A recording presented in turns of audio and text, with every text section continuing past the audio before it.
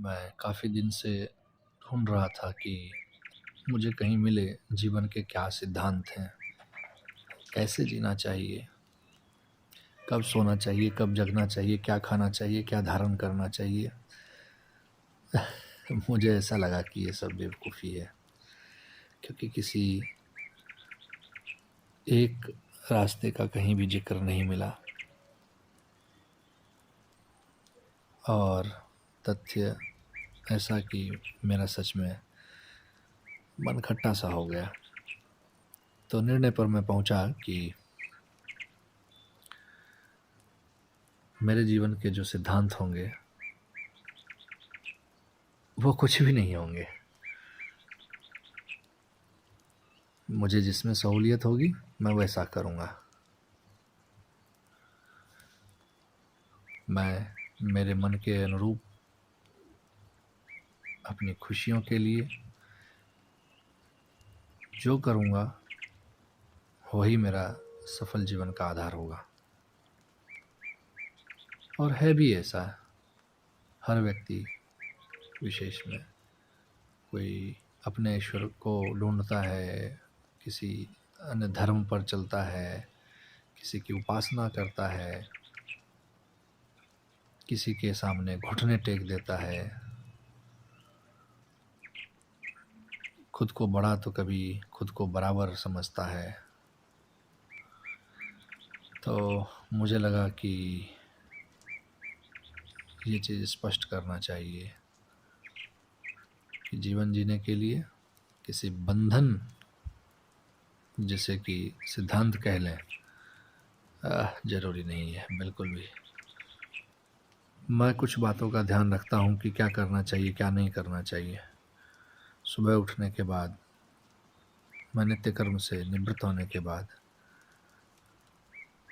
जब लोगों के बीच जाता हूँ तो मेरा पहला उद्देश्य यही होता है कि हम दूसरों के कष्ट को सुने, उसके समाधान ढूंढें। और जब शाम सोने के लिए बिस्तर पर जाऊं तो उस समय मेरा मन ये कहे कि आज मैंने बहुत अच्छा काम किया। अगर मैं परमात्मा से मिल रहा हूँ अब, तो मुझे बड़ा सुकून मिल रहा है। मेरे नज़र में नींद में जाना शरीर एक तरह से त्यागने समान है आत्मा का। हाँ, सांस तो चलती है पर हम सेंस में नहीं होते हैं, और जो सेंस में होते हैं वो नींद में कहाँ से होते हैं, वो तो जगे होते हैं। नींद में रहते हुए कभी भी परमात्मा का या आत्मा से किसी भी इंसान का जुड़ना, जैसे कि माँ बाप, भाई बहन, दोस्त, बंधु, हम किसी के भी साथ जो ये सोचते हैं कि जुड़े हुए हैं, ये कहना गलत है। हम खुद से ही नहीं जुड़े होते हैं, हम स्वतंत्र रहे होते हैं, स्वच्छंद, ये सही रहेगा। हाँ, हम स्वच्छंद रहते हैं। तो नींद के बाद जगने की स्थिति में, जगने के बाद तो हम कई प्रकार के बंधन से खुद को बांध लेते हैं। ये ठीक नहीं है। बांधने तक तो लगता है कि जैसे किसी बंधन की बात हो गई। नहीं नहीं, बंधना नहीं चाहिए। हमेशा हमें स्वच्छंद ही रहना चाहिए। मेरी स्वच्छंदता से किसी को किसी प्रकार का कष्ट ना हो, ये सोच होनी चाहिए। फिर से कहूँगा कि मैं किसी सिद्धांत में बंध जाऊं, ये जीवन का कोई भी सिद्धांत नहीं है, बिल्कुल नहीं है। परंतु ये हमेशा ध्यान रखना होगा मुझे कि मेरी वजह से, मेरे कर्म की वजह से किसी की आत्मा दुखे, यह भी अनुकूल नहीं है,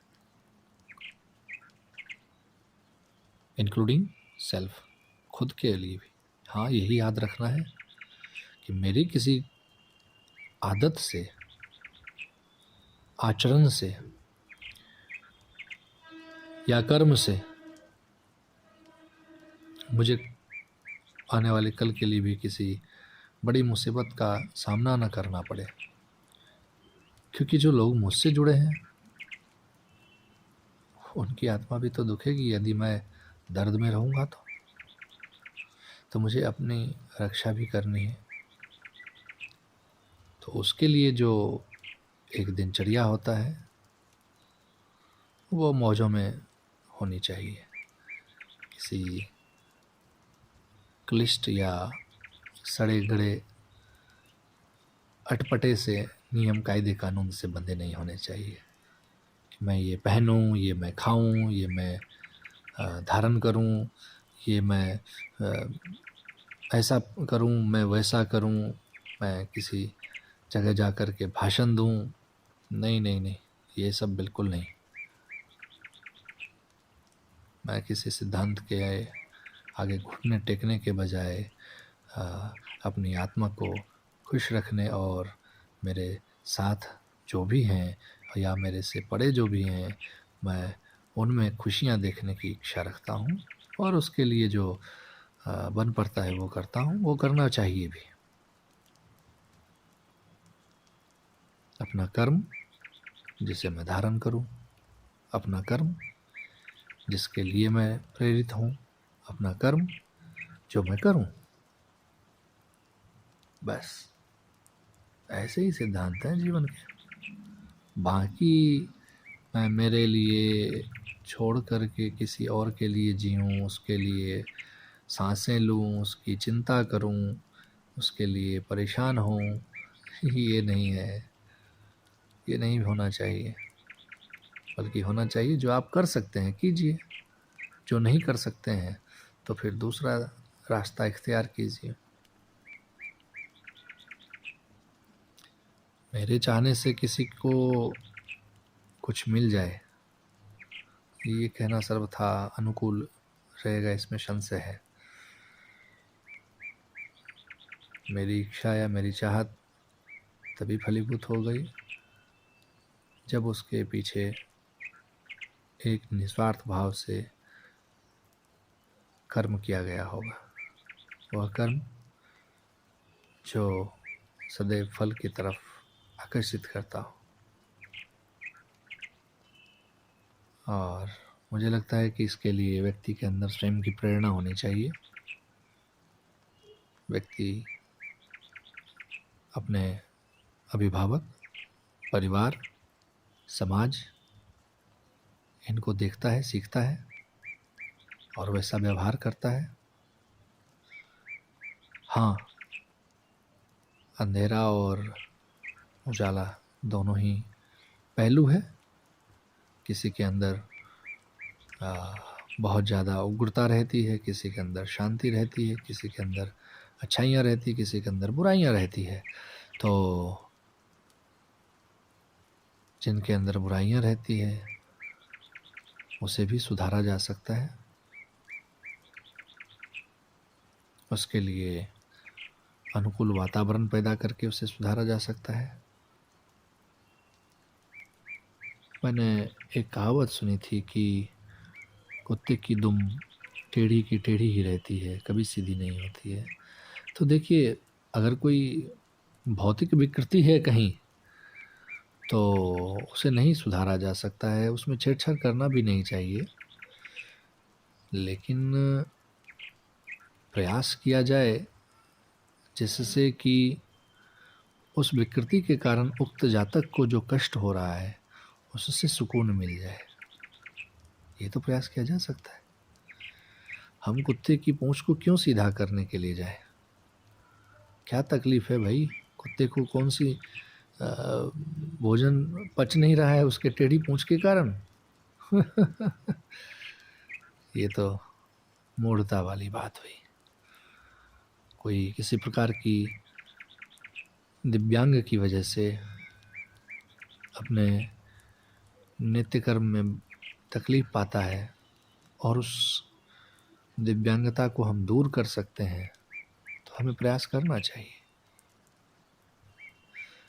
स्वस्थ काया में भी रहते हुए व्यक्ति कभी किसी भी प्रकार के अभिशाप का शिकार बनता है और कष्ट को भोगता है, तो उसका समाधान करते हैं कि नहीं करते हैं?